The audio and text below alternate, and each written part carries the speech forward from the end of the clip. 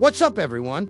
Welcome back to The Engine Fixer, your go-to place for DIY car diagnostics and repairs. Today, we're tackling a common and frustrating problem. Your OBD2 port has power, but won't communicate with your scanner. You plug it in, maybe the tool lights up, but you get zero connection or data. Sound familiar? Stick around because we're diving deep into why this happens, how to diagnose it, and how to fix it step by step.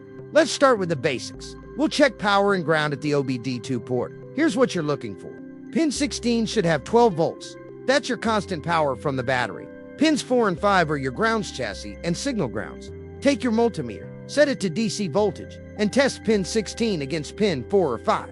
If you see battery voltage, great, it means power is getting to the port. But just having power doesn't mean communication is working. So let's dig deeper.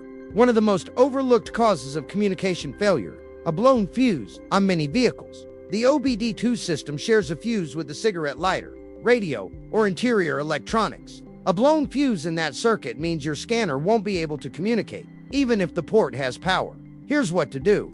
Check your vehicle's fuse diagram. Look for anything labeled OBD, data link, or SIG. Use a test light or fuse tester to check both sides of each fuse while it's installed. Replace any blown fuses and retest your scanner. Pro tip: even if the fuse looks good, test it with a multimeter. Don't rely on visual inspection alone. Next, make sure your scanner is compatible with your vehicle. Not all OBD2 tools work with every make and model, especially if it's an older car or uses manufacturer-specific protocols. Try your scanner on another car. If it works there, the tools find it's something with your vehicle. But if it fails on multiple cars, your scanner might be the issue. Now let's get into the heart of the OBD2 system: the communication lines. On most modern vehicles, that means the CAN bus. Here's what to look for. Pin 6 equals CAN high. Pin 14 equals CAN low.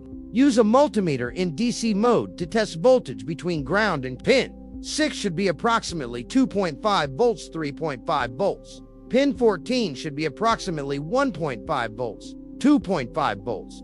If either pin is missing voltage or reading 0 volts, there could be a short, open circuit, or a module pulling down the bus. That's a bigger issue, but we'll walk you through it next. If the CAN signals aren't right, you may have a short to ground, short to power, or a faulty module causing interference. Here's how to narrow it down. Start unplugging connected modules, one at a time: radio, HVAC, instrument cluster, etc. After unplugging each one, retest the OBD2 port. If communication is restored, you've found the culprit. This process is called isolating the bus. You're breaking it down module by module until the line is clear. Modern cars often have aftermarket devices plugged into the OBD2 port or wired into the CAN lines, like GPS trackers, insurance dongles, remote starts, or even fleet management systems. These can cause interference. If anything's plugged into the OBD2 port besides your scanner, unplug it and try again. If there are aftermarket splices into the wiring, inspect those too. Poor installations often lead to open circuits or crosstalk. If you've ruled everything else out, the last thing to check is the ECM or PCM itself. If it's not responding, your scanner won't be able to communicate.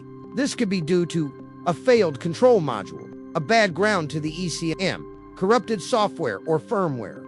At this point, it may require a dealer-level scan tool or professional diagnostics. But at least now, you know how to rule out everything else first. There you have it, a complete walkthrough for diagnosing an OBD2 port that has power but won't communicate. If this helped you, hit that like button and consider subscribing for more real-world automotive diagnostics. Drop a comment below if you fixed yours or still need help, and I'll try to answer as many as I can. Thanks for watching, and I'll see you in the next video.